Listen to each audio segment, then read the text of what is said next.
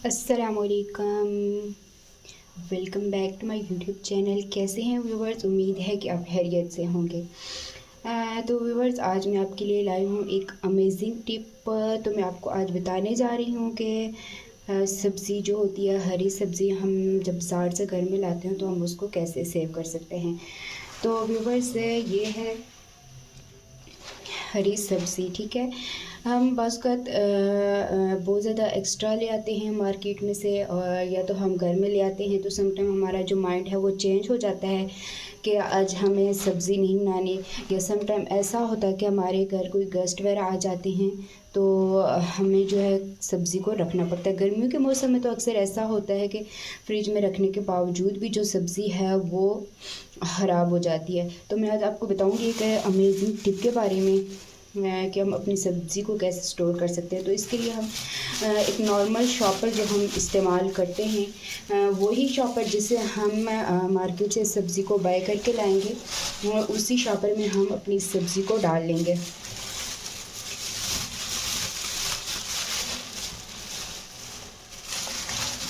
यहाँ पर मैं शॉपर में इसको डाल रही हूँ। तो यहाँ पर आप देख सकते हैं कि मैंने इसको शॉपर में डाल लिया है। ठीक है,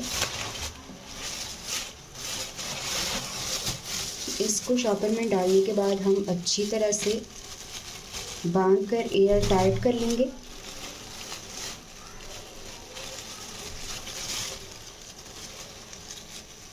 एयर टाइट करने के बाद शॉपर को हम रखेंगे। अब ये जो हमारे पास कांटा होता है घर में, इसी कांटे की मदद से जो है तो हम इस सब्ज़ी में इस तरह करके तो छोटे छोटे होल कर लेंगे। ठीक है, इससे ये होगा कि शॉपर में जो हवा है वो जाती रहेगी और सब्ज़ी जो है तो ख़राब नहीं होगी। अब इस तरह से करके हम छोटे छोटे होल कर लेंगे और सब्ज़ी को फ्रिज में रख देंगे। अच्छा व्यूअर्स, यहाँ पर ही हम एक चलते हैं धनिया की तरफ। तो धनिया को कैसे सेव किया जाए, इसी को इसका भी सेम यही मेथड है कि समटाइम हम मार्केट में जाते हैं तो रोज़ के हिसाब से जो भी हम सब्ज़ी लाते हैं तो अक्सर हमें सब्ज़ी के साथ धनिया भी मिल जाता है। तो हमारा धनिया जो है रोज़ की रूटीन में आता रहता है तो वो ख़राब हो जाता है। तो हम इसी तरह धनिया को भी किस तरह से सेव कर सकते हैं, तो इसके लिए भी सेम यही मेथड है कि धनिया को भी हम एक छोटे से शॉपर में डाल लेंगे और इसको ऊपर से हम बांध देंगे। इसको भी बांधने के बाद सेम यही हम प्रोसीजर करेंगे। इसी तरह से इस कांटे की मदद से हम इसमें छोटे छोटे होल कर देंगे और उसके बाद हम इसको फ्रिज में रख। तो व्यूअर्स, ये होगी जी हमारी टिप नंबर 1। तो अब हम चलते हैं टिप नंबर 2 की बात 2 की तरफ। तो व्यूअर्स, प्याज जो हमारे खानों में इस्तेमाल तो होता ही है, लेकिन जब हम प्याज को काटते हैं तो उसके छिलकों को हम वेस्ट कर लेते हैं। लेकिन इन छिलकों के हवाले से आज मैं आपको बताऊंगी कि इन छिलकों को हम वेस्ट नहीं करेंगे और इनको किस तरह से हम अपने काम में लाएंगे। तो जी हाँ, सावन के महीने में तो होता ही है ऐसा कि हमारा जो किचन होता है या पूरा घर, जहाँ पर भी हम अक्सर देखते हैं तो कि कीड़े मकोड़े और छोटी छोटी चूंटियाँ या छिपकलियाँ वगैरह जो होती हैं वो आ जाती हैं। और उसके अलावा भी हमारे किचन में हर मौसम में ऐसा होता है, क्योंकि किचन एक जगह ही ऐसी होती है जहाँ पर खाने पकाने का काम हो रहा होता है। तो इस तरह की चीज़ें अक्सर आ जाती हैं और हमें अक्सर टेंशन रहती है कि कहीं कोई छिपकली है, कहीं छोटा मोटा कीड़ा मकोड़ा, कोई चूंटी वगैरह हमारे किसी बर्तन से गुजर तो नहीं गई, किसी खाने पकाने की चीज़ में तो नहीं गिर गई।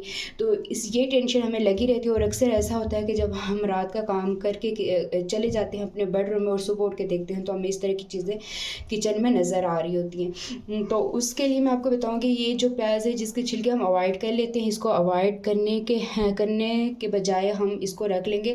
खास करके हमारे जो सिंक होता है, सिंक में जो है अक्सर इस तरह की चीज़ें हमें आती हुई नज़र आती हैं। तो जब हम रात को सोएंगे तो सोने से पहले अपने सारे किचन को अच्छी तरह से साफ़ कर लेंगे, सिंक को अच्छी तरह से साफ़ करेंगे और ये जो प्याज के टुकड़े हैं इनको हम एक एक करके पूरे किचन के चारों कॉर्नर पे और सिंक पर रख देंगे। इससे ये होगा कि कुछ दिनों की रेगुलर रूटीन से ये होगा कि ये चीज़ें बिल्कुल ख़त्म हो जाएंगी और आपको सुबह उठ के कोई भी इस तरह की चीज़ नहीं नज़र आएगी।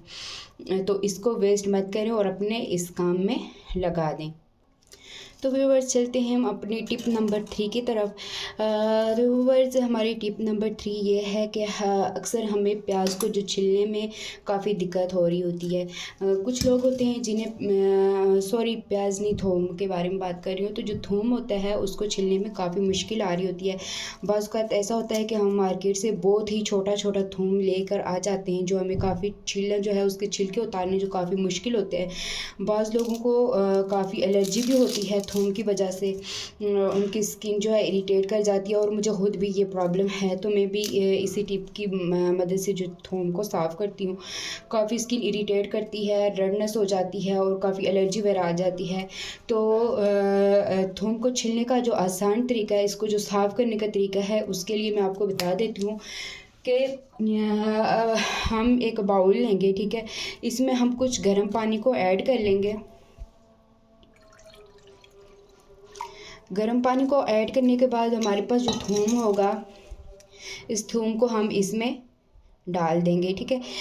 अब 2 से 3 मिनट के बाद हम इस थूम को देखेंगे तो ये काफ़ी नरम हो चुका होगा इसका जो छिलका है, तो फिर हम आसानी से इसको छील सकेंगे। तो व्यूअर्स यहाँ पर मैंने लहसुन को 3 से 4 मिनट के लिए रख दिया था। अच्छा, अब आप सोच रहे होंगे कि 3-4 मिनट में तो हम वैसे भी लहसुन को छील लेंगे, इतनी मेहनत की ज़रूरत तो नहीं है। लेकिन उससे ये होगा कि आपकी स्किन भी इरिटेट करेगी और आपके नाखून भी पेन आ जाएगा। तो इससे ये होता है कि जो लहसुन होता है वो जल्दी से नरम हो जाता है और वो जल्दी से उतर जाता है। तो आप किचन में आएँ, किचन में आने से सबसे पहला काम ही यही कर दें, थोड़ा सा पानी गर्म करें और एक बाउल में डालें और उसमें लहसुन को डाल दें। और जब तक आप बाकी का काम करते हैं तो जब तक आपका जो लहसुन है वो नरम हो जाएगा और आपको छिलने में आसानी होगी। तो चलते हैं यहाँ पर हम इसको आपको छील के बताते हैं। तो ये देखें, ये कितनी आसानी से जो है काफ़ी जो है नरम हो चुका है। तो अब हम इसको आपको छील के बताएंगे। तो ये देखें कि इसका जो छिलका है कितनी आसानी से उतर रहा है, बगैर कोई मेहनत किए इसका जो छिलका है वो आराम से और आसानी से जो है उतर रहा है। और जो सबसे बड़ी बात है, तो ये जो लहसुन होता है, छोटा छोटा जो लहसुन होता है, इसके लिए काफ़ी मुश्किल होती है। सम टाइम हमें बाज़ार से इस तरह का लहसुन मिलता है तो हम आराम से छील भी नहीं सकते और काफ़ी सारा जो होता है वो वेस्ट हो जाता है। तो ये करने से आपका जो लहसुन होगा वो आराम से साफ़ हो जाएगा और वो वेस्ट भी नहीं होगा। तो आप भी कोशिश किया करें कि इस तरह की चीज़ों को वेस्ट ना होने दिया करें और कोई इस तरह का आप टिप देख लिया करें। तो उम्मीद है कि आपको मेरा आज का जो टिप है, जो भी टिप्स मैंने आपसे शेयर की आपको पसंद आई होंगी। तो आप मेरी मज़ीद जो है टिप्स देखने के लिए आप मेरे चैनल को लाजमी सब्सक्राइब किया करें और बेल आइकॉन को तो लाजमी प्रेस किया करें, जिससे मेरी मज़ीद जो वीडियो आपके पास आती रहा करें। तो मिलते हैं अपने नेक्स्ट वीडियो में, तब तक के लिए अल्लाह हाफिज़।